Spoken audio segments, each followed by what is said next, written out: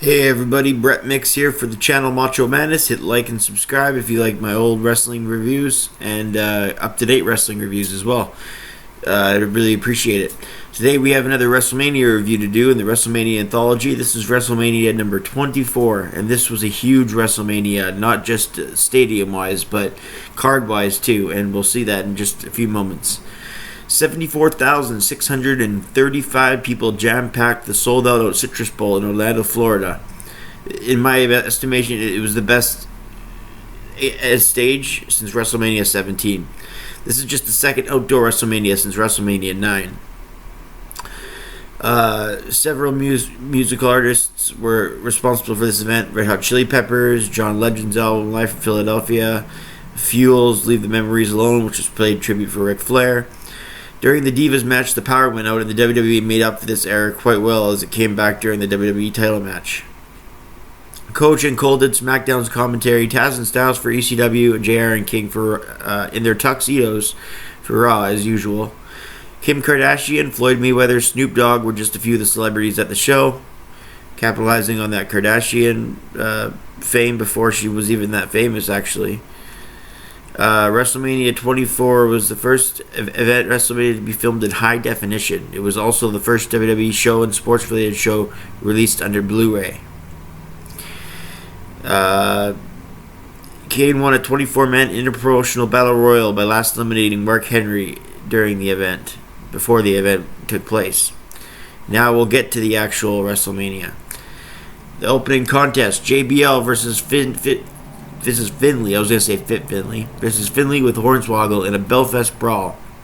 This was just fun. This was just, it's light outside. It's WrestleMania. It's outside. You just had a good, you just have a good environment, and then you got Hornswoggle on the outside with the goofs, and you got Finley in there with JBL, two stiff workers working a hardcore match. A lot of good bumps. Finley jumps off the apron and in defense of his son and slams Bradshaw's face into the table several times. Just reading my notes from my review I did about a decade ago. I rewatched the event and then I re-rate it, but I reread the notes to get my clarification if you're new to my reviews. Finley charged off the ropes, diving through the middle ropes onto the floor on the other side and caught a trash can shot directly to the head from Bradshaw. So he did a suicide dive and Bradshaw with the trash can lid went BAM! While crashing to the floor. It's a good spot. Bradshaw throws Finley back inside the ring and attempts to be pinned, but Finley still kicks out. JBL, pissed off he couldn't pin Finley, threw a trash can outside, hitting Hornswoggle in the process. Obviously the best part of the match, as Hornswoggle gets hit inadvertently or maybe on purpose, by JBL's trash can throw when he was pissed he only got a near fall. Finley then dropped JBL on his back and tossed him into the table corner. Still, JBL kicks out. Finley grabs the steel steps and JBL reacts by hitting Finley in the knee with a kendo stick while on his back. JBL off the ropes drops Finley with a clothesline from hell subsequently after the drop to the knee by the kendo stick. In the end, JBL defended Finley after a hard-fought war at 8:35. Just a great opener. I rate it 3 stars and a quarter. Next up, we had the Money in the Bank ladder match. So, the Money in the Bank ladder match was the second match of both WrestleMania 21, 22, and now 24. Only at WrestleMania 23 did it open, and I'm glad they saw that it didn't work well as the opener. It worked well as the second match, because the first 2 Money in the Banks were good. The third one, it had a couple good spots, but not really that good. This one, yeah, we're back to good territory, to say the least. This one was fucking fantastic, to be honest. This could be one of the best spot fests of all time. There was just so much war in this match. You had Shelton Benjamin in it again. You had MVP, Jericho, Kennedy, just a ton of new talent too. That's what really got this match over. This is just full of crashing and bane. MVP and Jericho started the match with ladder wars against each other. And then MVP just hit the ladder on everybody. And then Morrison with his moonsault ladder shot. Morrison off the top rope it puts the ladder right beside him, horizontal, and then he does a backflip onto all the guys on the outside with the ladder. Unbelievable. Then Shelton ran up the ladder and it broke off. He springboarded from the top rope to the ladder. Kennedy with a somersault backstabber on the ladder. Shelton's big bump in this match was when Carlito and Kennedy sent Shelton off the big ladder. He did a moonsault and then crashed through a ladder on his own. And he flipped on the front table and it broke outside the match. Unbelievable. Jericho goes for the walls of Jericho to Morrison from the top. Kennedy reached for the case. Punk and Carlito then leaped off the ladders at the same time, so close to being thrown off.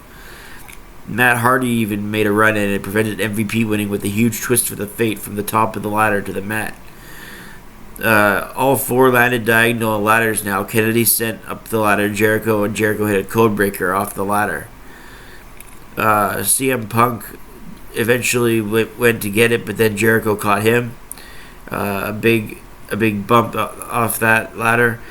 And honestly, this match, you can't even just read the bumps to get a good indication. You have to actually see them. Punk won in the end after taking the briefcase and spun it over the ring at 13:55. The fans pop as they just witnessed a classic. I'm missing a few bumps too. There was, if I actually read the whole review I did for this match a decade ago, I could probably list them. But you guys get the idea. This is such a great crash spot fest. I rated it 4.5 stars. It's that good. In 13 minutes and 55 seconds, it was entertaining the entire time. Big bumps happening the entire time. The crowd oohing and awing the entire time. It's worth a rewatch. Just for the fun factor. It's only 13 minutes. It's popcorn material. 4.5 stars. Classic match. I rate it. It's not as good as TLC 2 from WrestleMania 17, but I rate it on par. Like, as far as being a spot fest goes, with the oohs and ahs and classic moments. I think WrestleMania 17's TLC was better, but this is in that category. Anyway, moving on to match 3, Dave Bautista versus Umaga, an interpromotional match. Teddy Long is announced as the co-GM of SmackDown. William Regal gets announced as the Raw GM before the Batista and Umaga enter the ring, so it's kind of like a war of the GMs a little bit. Sorry if my nose is stuffy for the review here. The fans booed in the match in the slower areas because, let's face it, they just went from the Money in the Bank spot crash spot fest, and then they go to a slower methodical match here with Umaga doing a trapezius grab on Batista. The fans chanted "Ooh Umaga" in a unique way. Batista goes for a flying headbutt off the top rope and misses. Batista back up, is thrown into the corner, and he gets a boot up on a charging Umaga. Umaga grabs Batista by for the rope, going for the Samoan spike. Batista blocked it, shoved him into the corner, hit a Batista bomb, and boom, Batista pins Umaga at 7:06 as the SmackDown brand gets the victory of this interpromotional match. So, 1.75 I gave that. Kane versus Chavo Guerrero for the ECW title, as Kane earned the right earlier in the night by winning the Andre the Giant. Well, it wasn't the Andre the Giant Battle Royal, it was just a Battle Royal. The Andre the Giant stuff would come later. Kane, though, became the new ECW champion at 8 seconds. This is shorter than that Special Delivery Jones King Kong Bundy match at WrestleMania 2. That was about 23 seconds. This was 8 seconds, as among the shortest matches in WrestleMania history. It might even be the shortest. But anyway, I rated it a dud. Next we have Shawn Michaels versus Ric Flair in Ric Flair's last WWE match. So people still like to look at this as a retirement match, and I guess it is for the WWE, but here's the problem with that logic. Ric Flair never was a big name in the WWE. Like, he was a big name, but he didn't do his classic material in WWE. He did it in the NWA, WCW. He had a couple great years in the WWF. There's no denying that. But a couple years, why is it such a big deal that you're retiring just from the WWE if you only had a couple great years in the WWE? See what I mean? His history was in WCW. And you might say, well, whatever, it's his retirement match from WWE. Well, again, he spent 1 or 2 good years in WWE. He still went on to wrestle after this. Anyway, I'm a sucker too because I get sucked into the emotion of the match because I'm a wrestling fan with a pulse. So obviously they did tell a great story. It was a classic. They actually went above and beyond anything I expected. The bridge, the moonsault, the chops, the timing of all the moves, the raw emotion both guys had in their body language. They pull off a great match. I'm not going to take that away from them. My initial rating is 3 stars and a half. I'm bumping that up to 4 stars and a quarter. It was definitely that good of a match. I wrote it down 3.5 back when I did a review a decade ago, but I rewatched it, and yeah, I don't like to move anything over a star when I change my ratings. A star is too much, so I'm doing it 3/4 of a star, from 3.5 to 4.25. In 2035, Flair ended Michael's career with the Sweet Chin music again. I'm sorry, I love you, that whole kind of shebang. So 4 stars and a quarter for Flair's last WWE match. Fireworks go off for halftime. Next up is Beth Phoenix and Melina versus Maria and Ashley in a Playboy Bunny Lumberjack match. Snoop Dogg served as masters of ceremonies for the match and was aroused, I guess, from all the divas. Actually, aroused is the wrong word. I don't even want to know how aroused he was, but he was entertained by the divas, I should say. The show's lights would go off, I believe, in this match. After a double arm chicken wing by Beth Phoenix to Maria, and anyway, I gave this 3/4 of a star. 1/4 of a star for Santino and Snoop's face after Maria did a Bronco Buster. 1/4 of a star for Melina and Beth's attempts with Ashley Massaro, and 1/4 of a star for Kelly. That's what I wrote down 10 years ago. Anyway, I wouldn't be that rude to Ashley. I mean, Ashley's passed and in all means, rest in peace. But I wrote that before she passed on. And anyway, if anyone cares, the Lumberjills, instead of the Lumberjacks, the Lumberjills around the ring were Cherry, Eve Torres, Michelle McCool, Victoria, Mickey James, Jillian Hall, Katie Lee Burchill, Kelly, Layla, and Maurice. Alright. Up next, we got the triple threat match for the WWE title. We got Randy Orton, Triple H, and John Cena going at it for Orton's title. Most people thought the game was getting the title back, or Cena winning the title is what everyone thought, because that's what Cena does at WrestleMania. He wins. And everyone thought Cena was getting this match. Just 8% of WWE.com said that Randy Orton would win. So that's interesting. That's interesting that they did that. Triple H came in and slapped the crossface on, which got a good pop because the Benoit tragedy only happened. It hadn't even been a year yet, and I believe that was one of the first times the crossface was used since then. Cena goes for the 5-knuckle shuffle and lands it. Triple H reverses an FU into a pedigree attempt. Cena then counters that into the STFU and is kicked to the corner by Triple H. Triple H pats Cena with a face buster and a hard clothesline. Cena missed with a shot off the ropes, and Triple H drops Cena with a spine buster. Triple H does his pose, looks to the outside where Orton is, and then Triple H takes out Orton's leg on the apron. Orton goes down. Cena goes for an FU then on Triple H, who was distracted with Orton, and then Cena drops Triple H. All of a sudden, Triple H, before he drops by Cena, he countered it into a pedigree. Orton then, from out of nowhere, breaks up the count. Orton still limps over, kicks Triple H in the head, and then he covers Cena, who was down from Triple H's pedigree. And at 1, 2, 3, and at 14:09, Orton still retains the title, shocking everyone in the process.